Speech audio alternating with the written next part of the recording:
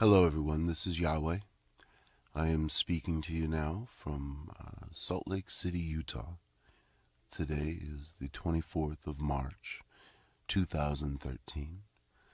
I've had quite an adventure over the last few months, to put it mildly, and I want to share as much of that with you as I can at this time. I've actually negotiated, I guess you might say, some exchange work here at the Apathy Studios so that I can use their facilities to record. I've been doing some chores, I guess you would say, manual labor and the like here, assisting them with various things, and in exchange for that they have been so gracious as to assist me in recording this and hopefully another more detailed tape for the vault. A few months ago, and it's difficult to kind of put myself back at that time because so much has happened since. My mind is full of both memories and emotions from this time. You see, I have very much enjoyed the time that I have been allowed, but at the same time, you look back, I think, always with regret. I think it is a human, Yajweh trait that I have, I don't want to say inherited, that would be wrong, but picked up, from being around. This is my home now.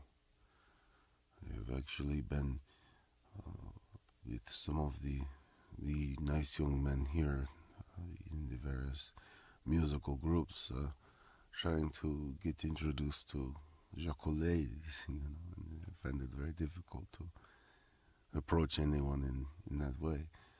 But my work as an emissary of Nibiru, of the Anunnaki, anything really to do with the Arcturians, and what we did was assist in saving this planet from what could have been cataclysmic destruction. I mean, just the one that almost got away over Russia, if it wouldn't have been destroyed, it could have caused great damage when it hit. The Yajweh look to the skies and they see nothing. The craft that are used are too small to see. They would appear often as just a blip in the corner of your eye for a moment. And the human eye does not see what it does not know, what it is not trained to recognize. You understand, when the conquistadors came to the New World, some of the natives here in North and Central America, South America, could not understand what they were seeing.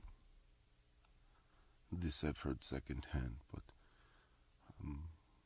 I've experienced in other ways, firsthand. See, and this is something that just is a characteristic of your race because the age in which you live is one of much transition. Recall from me now, here we are in 2013 on the planet here of Earth, of Delta Sol, and the Yajweh walk around with these machines that have been available to them for 5 Earth years. Okay, the technological advances that have just happened within the last 100 years are so many that we would waste all of our time speaking of them. Look back now at the turn of the century when the 1900s begin here in this world. The industrial, the manufacturing, the dependence on the fuels and the electricity spreading all over the world. And as this progresses, wars break out. Japan, when World War II began, the Japan was in a desperate situation of needing resources, those which they could not supply on their own. Russia, a country of which I spent much time. Russia is a country rich in resources and grabbing for more all the time. The same with China, the United States, Canada mostly. But I want to address something before I move on, and that is the individuals with whom I've let down over the last few months by my absence. I want to address you as friends, I hope, because I need you to understand what happened. I left going to Australia to visit my friend, who I will not say his name here in this tape, but he will know. He was the first one I was going to see, and then many others were to follow. The craft I was carrying in was about the size, I would say, the way I would compare it is the small vans that they drive the taxis in. They call them, here in Utah, they call them minivans, John says. But minivan, I don't, but they are very popular here because all the Mormons have so many children. My goodness, what did I hit? I know, guys. Oh, okay. Yes, I will not move that way again. Excuse me. So, I'm flying along and I'm minding my own business when next thing I know the ship just begins to descend. I had no control over this craft. Now, this is an Arcturian shuttle, you may say, would be the term. About this size, like I say, of a shuttle you might take to the airport, see the van. Full of things in the back that were mine, my possessions, not theirs. So I pushed down, they pushed me beneath the ocean, which I am safe contained in the ship, of course, but there I sit for I don't know how long go by, perhaps an hour, I do not know. But then this is where when I say beamed aboard, people laugh at me because that's a joke we use here. But you must understand there is only one race that uses the technology of transporting a living being from one place to another with using energy, using technology on the Star Trek. But that is the grace. So when I sitting in this ship in the ocean, it's quite dark, and the next I'm sitting on a I guess you would say a chair on a very brightly lit craft. Did not know where I was, did not know where I was going, did not know who had me. The beings that spoke to me were not grays. This is the great mystery. This was individuals using technology that the Greys would not share with anyone for any price, as far as those of us who understand their dynamic know. But here they were with this technology, and these were, as far as I could tell, Jakku. They may have been Arcturian. Arcturians are very similar in nature, in appearance, in biology to you, Jakku. They are the closest to you. That is why they have assisted you so much. Now, the Jakku, if it was Jakku, how would they understand how to work this? This is mind-boggling. If it was the Arcturians, it would make so little sense. It boggles the mind. How do I say this correctly? The group that is here near Earth. It's not just that anybody can come over and just visit Earth on vacation. This is a group that is selected and monitored. It's supposed to be easy to do and false proof for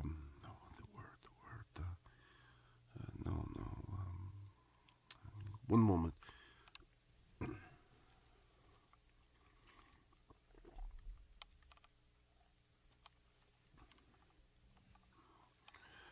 I must drink many waters while so I take I'm taken, and they begin to question me, but just general questions, honestly bizarrely general questions, such as what is something that you would like to eat, where are some places that you like to frequent on Delta Sol, like of a friendship nature, but people I do not know. Then somehow I was transferred because, well, I say somehow because I don't understand where I was or who I was with. You know, you're on some kind of a ship you don't see outside. You don't know where you are. But the Americans were involved. Now you must understand when people talk about America, friends, there's the America that is the people, that is the government, that is the soldiers, that is the all these things, and then there is the America that is the true ruling class, those who are in positions of power to which they are not elected, they're not chosen, they can't be let go or fired or dismissed by the people. This is who has much control at times over.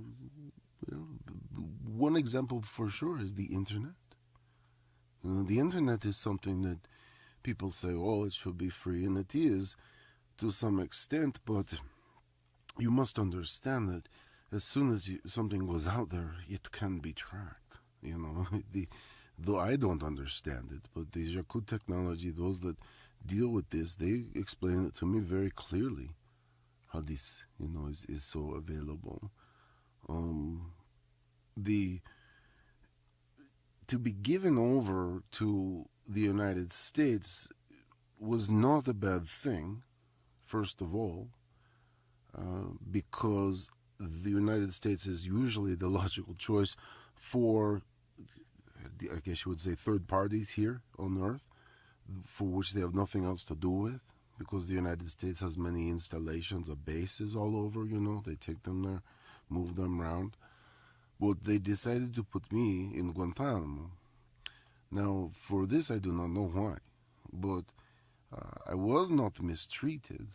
I was not. The whole time I felt like I was being ushered around quickly to the next thing. Many times you have to sit there and just do nothing, but I was not mistreated. They certainly didn't try to torture me. I didn't see any of this. What I saw was people who are being held without any kind of trial, without any kind of access to legal, lawyer, attorney, solicitors, they're some of them they say we're scheduled to go home, but they never leave. It's very sad. No one knows what to do. And there's much disappointment in Barack Obama, who said he will close Guantanamo Bay. He says this, and then he does not do it. And so I am there, and they begin to ask me questions, because that is their job. It's what they would call intake in their profession. They've got to get a line on me so they can build a file on me, is what they say. They don't know who I am or what I am. They just know I was brought to them. I'm just like anyone else. I'm a number, the picture and a file, a small sheet of my name. They say, your name sounds Greek. I said, no, I'm Russian, is what I said. I said, I said, my name is Yajweh, and they kind of, what you say, like sniggers when they go, like they fake laugh, like you're it was such an idiot type thing. But I don't think it was with malice. I think that they just thought that I was giving them a fake name. They asked me many, many questions. They asked me if I know of this. They asked me if I know of that. They asked me if my religious beliefs. I answered them all truthfully, and I think this probably took them unawares. I was very frank and blunt, and when I say blunt, I just mean short. I did not elaborate on anything. I was very respectful when I gave these answers. And the more they asked, and the more honest I was, the more people they kept calling and buzzing in and joining in on